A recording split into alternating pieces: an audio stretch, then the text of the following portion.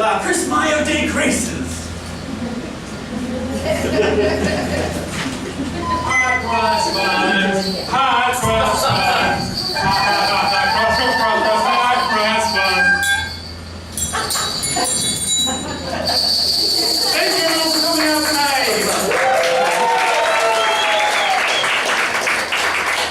So you know, we are Ugly Sweaters. Andy, Thomas, and I'm Wilfred, and I love that you guys are out here tonight supporting comedy. So tonight we're going to have a special treat for you. We have stand-up comedians and improvisational comedy. To start off, for the first time, who's their first time coming out to an improv show? Please raise your hand. Or a stand-up show. Any kind of comedy show, please raise your hand. Thank you so much for coming out tonight. It's going to be a great show.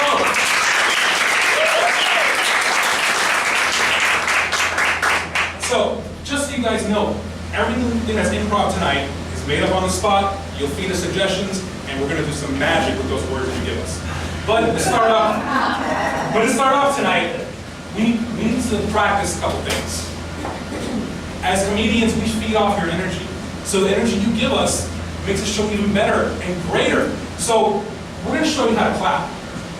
I have 3 great assistants here. And they're going to show you how to clap. So let's start off. Thomas, please show everyone how to clap. Not everyone has an instrument. Okay, he wasn't ready. It's fine. He wasn't ready. Andy, please, just give it to them.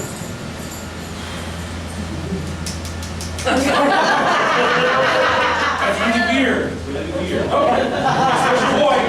He's ready. He'll show you. Go ahead. Show it to him. I was wrong. Okay, you guys don't want to clap, so please, come on, give me a great standing ovation.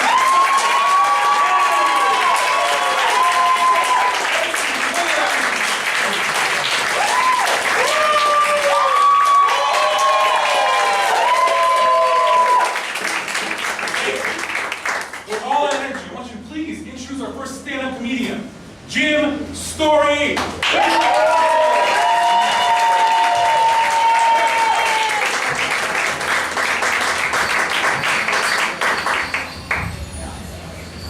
Ladies and gentlemen, let's hear it for the Lettermen, who have been out of work for a long time. Now they're wearing Ugly Sweaters. They'll be back later. And I asked the one kid if he bought that, and he said no, he hooked it. And I'm not sure I know what that means. I am recently a graduate of Anthony Francis's School of Stand-Up Comedy, Improv, and Aluminum Siding. Because something's got to work. We got to pay the mortgage here. And no, we had a great time. 6 of us. Some of the other comedians will be out in a little while. And it's funny, no matter how it works out, I always end up taking improv or comedy classes with Anthony in the hood. I mean, I got out of the car about 3 weeks ago, and I was late for class. And we do a warm-up for improv and comedy, and we yell out counting numbers backwards. And I gotta tell you, there were 6 people from this neighborhood standing there going, I don't know what kind of church they got, but they teach them to count backwards. I hope they don't fall asleep. I grew up down here. I grew up in a town called Coral Springs. Has anybody ever heard of that? Oh. Nice town. It was very, like in the 70s, very, you know, like A&B and Opie, that kind of place. And then it got rough, they got gangs, and I'm like, this isn't the butchest town in the world. But I was living there still, and I came home one night, and a gay gang broke into my house and rearranged all the furniture. Actually, it was a pretty good floor plan, I gotta admit. And on top of it, they left me a note on my dining room table about my curtains. They said, get rid of the drapes of wrath. And not bad, they left me a $100 coupon to Bed Bath & Beyond and that 20% off thing. So I did real well. And the only thing better than that was the Jewish gang that broke in. They did my taxes. I got $3,500 back, and I'm now in a mutual fund paying 9.5%. And down here, everybody lives in the community. Up north, it was a neighborhood. Down here, it's, you know, there's usually a little Jewish man in the gatehouse going, you can't come in, you're no good, get out of here. But today, there's like Century Village, right here in Deerfield Beach. And the reason they call it that is because you have to be 100 years old to live there. And all the clubs they have, the New York Club, the New Jersey Club, I broke my hip, I can't move my ass club. My kids haven't called me in 30 days, the bastards. And my favorite club there is the Jewish Audubon Society. They spot early birds. Look, 795. And to the north is Wellington, which is very nice, yuppie, pine trees. But right across the street is Loxahatchee, pig farms, bushes, rednecks. And they peacefully coexist. Although I think there was a mixed marriage. Last week I was driving and I saw an Audi with a gun rack.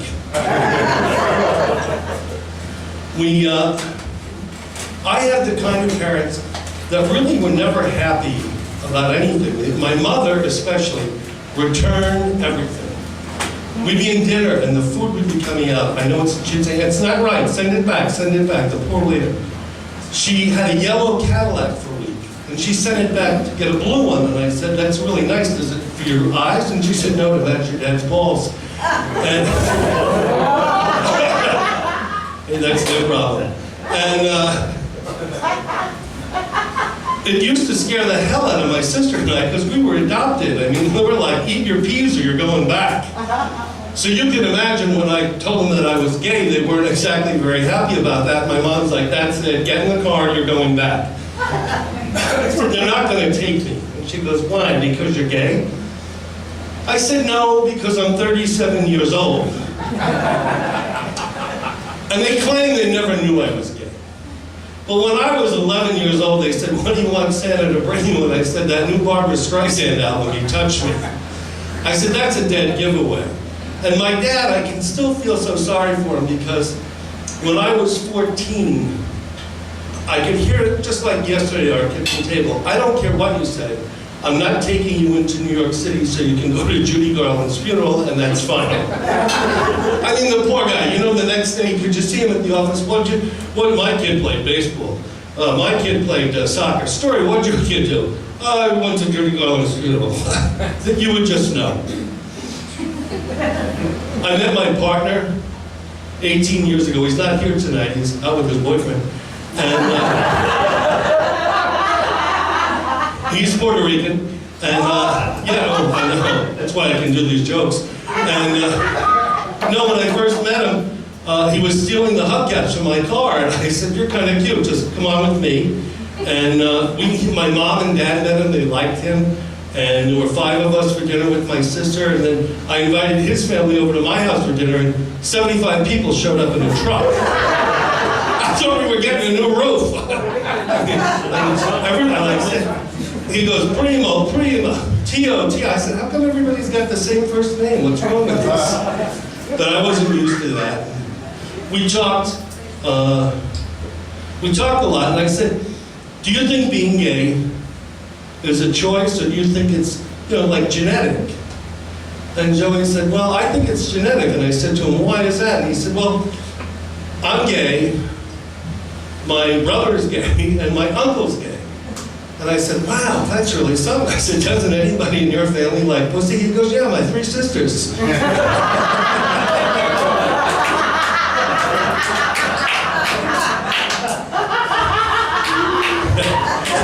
It's true, too. I'm not making it up. It really is. And then he's very generous. A while ago, he got me this smartphone. And I said, I really like it. I had a flip phone, and I love my flip phone. I don't know if anyone's in that generation. But I had to get used to it. And I said, it's so hard to drive and call people. And he said, oh, it's simple. It's voice activated. He goes, watch. Abuela. And he called his grandmother. Oh, my grandson, I love you. And I said, that's really cool. He goes, watch, Mamacita. And the phone called back and said, oh, Filio, I love you, my son. I said, I've got to set that up. And we're driving down the road, and somebody cuts him off and he yells out the window, you stupid son of a bitch. And the next thing I know, my phone started to ring.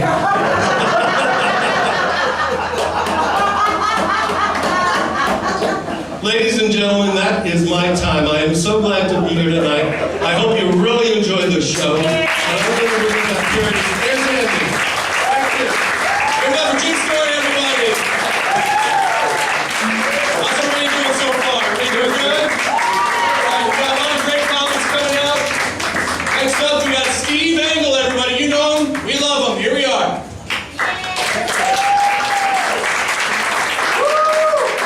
Andy, I want that sweater back at the end of the night. Good evening, ladies and gentlemen. Tonight we're going to cover virgin territory for comedy. What you've never ever heard before. We're going to talk about the differences between men and women. I mean, that's never talked about by comedians. I mean, you know, like, take Henny Youngman, please. Anyway, not too long ago, a woman in my office got engaged.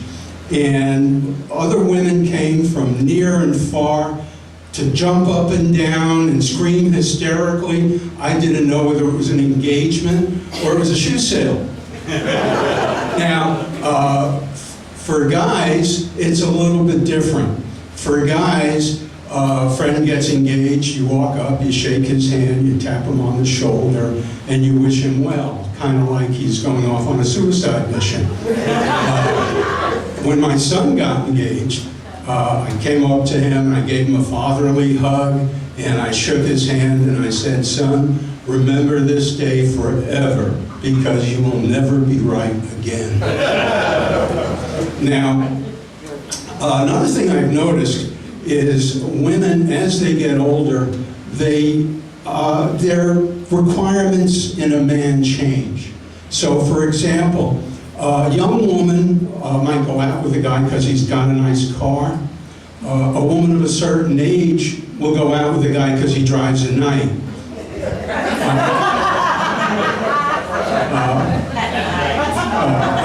A young woman might go out with a guy because he takes her to nice restaurants. A woman of a certain age might go out with a guy because he knows where all the early bird specials are. Another woman, a young woman, might go out with a guy because he remembers all their special occasions. A woman of a certain age will go out with a guy because he remembers her name. And also, before I forget, there's also the young woman that will go out with a guy because he dresses well. And the woman of a certain age that will go out with a guy because he can dress himself. Now, for guys, our priorities in women don't change all that much as we get older. You know, older men still think they can score with 25-year-old women. But here's a word of advice for all you older men out there who have your eye on a 25-year-old. Your chances are about the same as if you expected to win the lottery without buying a ticket. Now, there are exceptions to the rule. My 90-year-old wealthy Uncle Wilbur is a perfect example.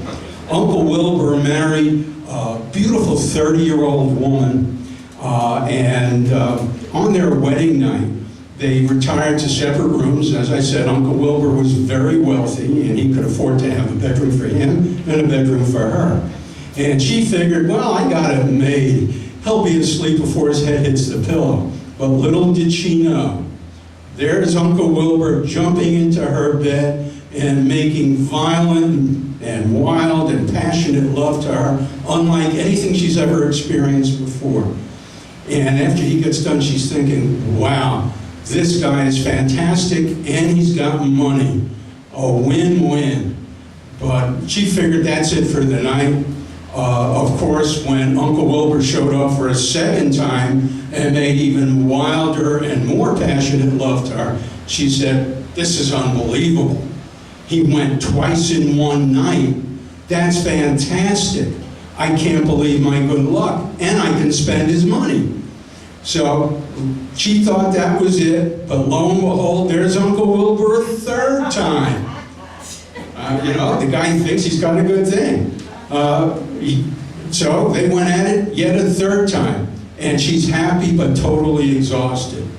So when Uncle Wilbur comes back for a fourth, She says to him, "Sweetheart, you're the best lover I've ever had. But don't you think 3 times in one night is enough?" And he looked back at her and said, "You mean I've been here before?" Anyway, thank you very much, ladies and gentlemen. That's my time. All right, guys, give it up for Steve Engel again.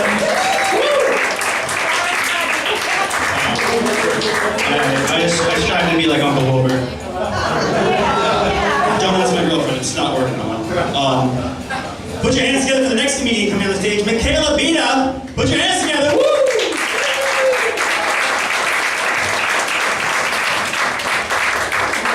How's everyone doing tonight? I love this outfit because I look like a damsel in distress safari guy in Jurassic Park. You know, the girl that's like standing in the middle of all the explosions and like the T-Rex eating people's faces off in the buildings, and she's just like not touched. Like, dinosaurs are here, what? So me and my boyfriend recently moved in together, and the one thing I noticed about living with someone is that things start to become routine, like sex, for example. Every time me and my boyfriend will have sex, he just kind of comes up to me and he's like, "Hey babe, wanna do it?" I'm like, "Yeah, sure. I'm gonna go pee. You go get naked and meet me in the bedroom." And ladies, you know what I'm talking about. Your bladder's about to get rammed, do your body a favor and empty it. So you go into the bathroom, you pee, and if your boyfriend's not a dick, he might go down on you. So you gotta kind of wash up. So you just kind of do one of these movers. You just like pirate perch onto the sink and you just grab water and splash it onto your vagina like a Neutrogena commercial. Just get it clean. And then you go into the bedroom and your boyfriend's just spread eagle, butt naked, just scratching sniffing his balls, just ready for you. You guys jump into it, you have sex, and you high five, like after a little league game, like good game. And then that's, that's it. I went to a baby shower a while back. We're gonna do a full 180. I'm not a fan of smooth transitions. Let's talk about babies now. And they're really fancy. I didn't know they were so fancy. Like, everyone was dressed really nice. I showed up in a romper and flip-flops like I just got off a booze cruise. Like, where's the champagne? No one had champagne. No one. And then they gave fruit as a party favor. Like, what the fuck am I supposed to do with fruit, Gina? Crush it into a water bottle and call it dinner? If you're gonna feed me, give me Taco Bell. I'll worry about my burning asshole later. Thank you. Jesus Christ. But at least I've been in situations like that before where I felt like I didn't belong. Like, for example, my girlfriends a couple weekends ago, they wanted to go clubbing in Miami, which at the time seemed like a good idea, but it wasn't, actually. So I forget how beautiful everyone in Miami is. I walk into the club and everyone has a boob job. My boobs were so sad, surrounded by happier and perkier tits. Like, and I walk to the bar and my girlfriends are like, "Let's go dancing." I'm like, "No, we made it. This is where we should be here." And I should have just stayed at the bar and drank and cried, but instead I went dancing. I was feeling optimistic. And I'm gonna explain to you what I saw on the dance floor. So I'm gonna do it guys and girls. So the girls, they were just shaking their asses so violently, they had to hold onto walls. Like, they were afraid if they didn't hold onto the wall, their ass would just fling off of their bodies and start attacking the people in the club. It was its own entity. Nothing else was moving on their body but their ass. It was miraculous. And then the guys, they were just pumping the shit out of these girls. Like we were at a dinner party in ancient Rome, like, "Pass me the bread, I'm mating." Like, what is this? Where are we? And I'm in the corner trying to mimic all these dance moves like I'm in a Zumba class. I'm sweating, I'm like, what? Oh my God. I go to the bar, and I try to buy a drink, and my card gets declined because even my bank knows I've been kidnapped and transported here. Even my bank's like, "No, baby, go home." So I go into the restroom, I'm sweating, I'm crying, and I just pirate perch on the sink, and I just start splashing my pussy with water to cool down. Because, ladies, it is no longer a vagina. We're in Miami, and like Cinderella at midnight, my vagina has magically turned into a pussy. Because you cannot pop a vagina on a dance floor. But you can pop a pussy. And I look over at the hand sink maid or whatever that lady is at the hand, and I look at her, I'm like, "Give me those fucking fruit." And I stuff them into my shirt. I just kind of like adjust them a little bit. Like, now my girls are happy. Come on, bitches, we're going to Taco Bell. My name's Michaela, thank you.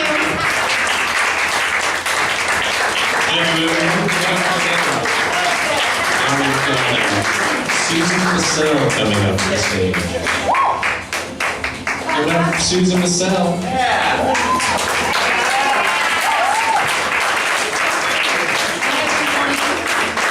It's so good to be here. It's so good to be out of my house. I'm an empty nester now. My husband was the first one to leave the nest. He found some other chicks to nest with. He was really good when the kids were babies for running out to pick up diapers and then just running out, staying out. I used to call him the Mib, the man in basement, because that's where he lived. We played this game. I would hide the bottles, he would find the bottles. He had a little bit of a drinking problem. Sometimes he came up to do yard work. What I worried most about were my daughters, because I was concerned about their relationships. All I saw them doing was this. And I don't know if they actually met or talked. And I just wanted someone to come to the door, introduce himself, ask to marry her. I had one daughter who worked at Yellowstone National Park, and they had really bad internet service there. So she was having sex. She was actually having face-to-face communication with someone. I was delighted. As for me, I had to get my game on too, so I got online dating right away, and I was really astounded by these profiles of these men. They'd done everything. They were sort of, very good looking in the second time around sort of way, little weathered, handsome look. And the first guy that I met for a date who called me was a millionaire. Imagine that. Really. I'm telling you, I Googled him, I checked him out, he was indeed loaded, and he was a philanthropist. So he was a giver. So we met at this restaurant, a really fine restaurant, and he had the Chilean sea bass, I had the Chilean sea bass, and I'm a slow eater. So he was done eating, and he takes his fork and he reaches over to my plate for some of my scalloped potatoes. And then he's going for the fish. I'm going, wait, I'm thinking, I'm not married to this guy. Why, is he that comfortable that he can eat off my plate? And so I was really ticked off. And this was before the Me Too movement, and it felt like mine too. So of course I did what